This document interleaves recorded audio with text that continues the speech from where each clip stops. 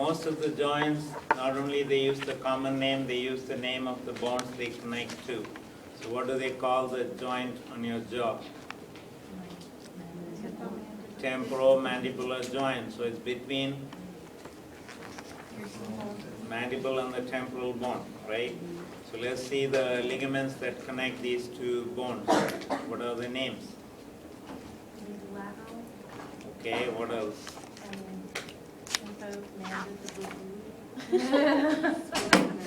Okay, sphenomandibular ligament, meaning connecting what? The sphenoid bone to the mandible, or stylomandibular. Where is the styloid process? On the skull, right? So you'll see that ligament coming from the styloid process to the mandible. Good job. So definitely these are not going to be on your test, but we still need to know that. Meaning, I don't say yes or no, I'm just saying this is obvious, right? If you are given a multiple choice or matching question, everybody is going to get that, hopefully. But the point is, some of these, the location is more important. That's where you need to focus. The name tells you which parts they are connecting.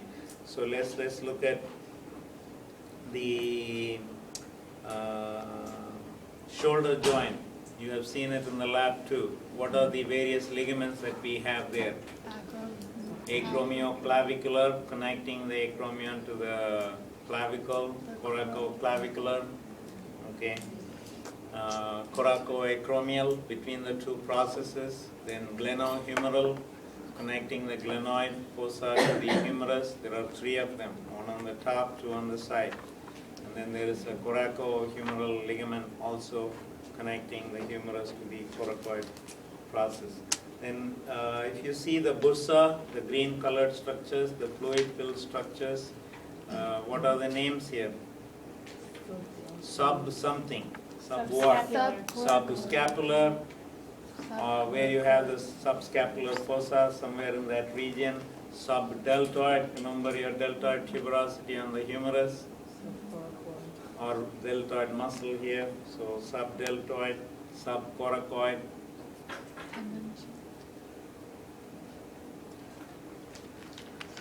And let's look at the elbow joint. What are the bones involved? The humerus. Humerus, radius, and ulna. So there are some ligaments attaching the radius to the humerus, some attaching the ulnar to the humerus. So depending on which ones are connected, you call it radio-ulnar or humero-ulnar joint. You see those names.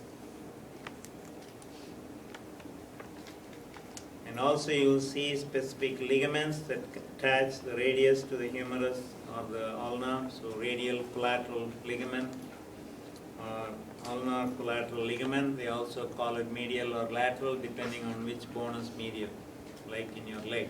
The tibial, fibular, collateral ligament, same way. Then you have one more ligament, annular ligament, that goes around the head of the radius. Annulus means like something round, circular. Wait, where? I'm confused where the annular ligament is. It's if you see the head of the radius in part C, in figure part C, you'll see right there, around the head of the radius. And let's look at the hip joint. Again, the ligaments are named right after the bones they attach. You have iliofemoral, ischiofemoral, pubofemoral.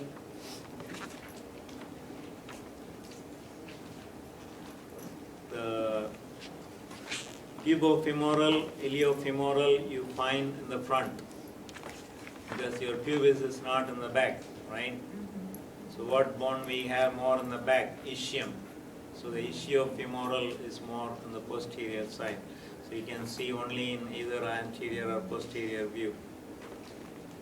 So the ischiofemoral, you see that in the posterior part of the joint. You can still see the iliofemoral, but you are looking at the posterior view of the same thing in the front. but it's located anteriorly.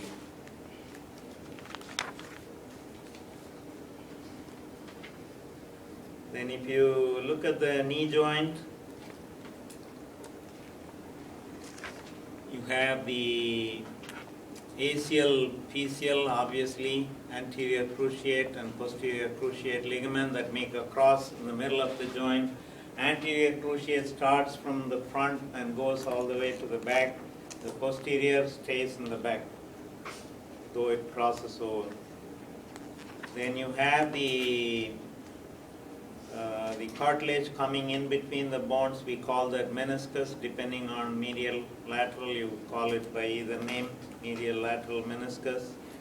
And you have the ligaments on either side. On the lateral side, we call the collateral ligament, depending on whether it's medial or lateral, or depending on the bone, tibial collateral or fibular collateral ligament. And you have the patellar ligament on the patella itself.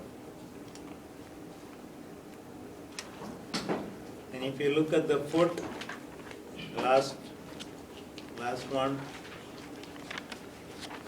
again, the names are based on the bones they connect. So what do we have? Depending on the orientation, whether it's in the front or back, and depending on the bones they connect, we call it talofibular, posterior, anterior, talofibular, calcaneofibular, tibiofibular, posterior tibiofibular, posterior talofibular. Then they have some medial ligaments on the medial side.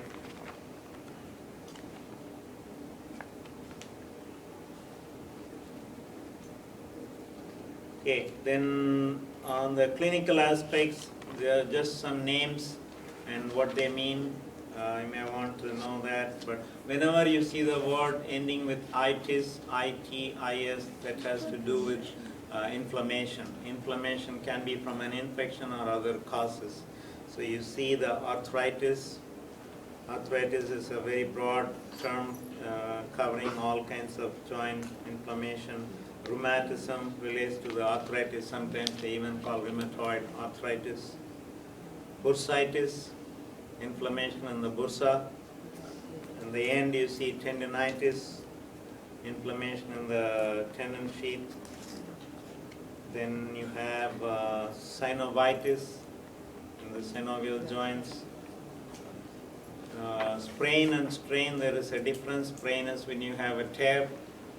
Strain is when you have some overstretching of the tendon or a muscle.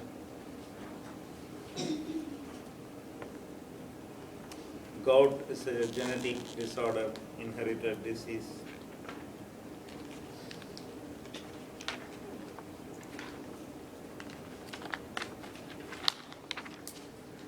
So when you get into your clinical courses, they will jump right into this and they will go in detail. So at that point, you should know all this information on your fingertips. So they are not going to review all this again for you. So this is one good chance for you to get a thorough understanding of everything you can. Okay, I do expect that you guys are more serious than you were for the first exam. I hope you are doing what I have asked you all to do. Okay, so I will see that if you have done that or not when we meet on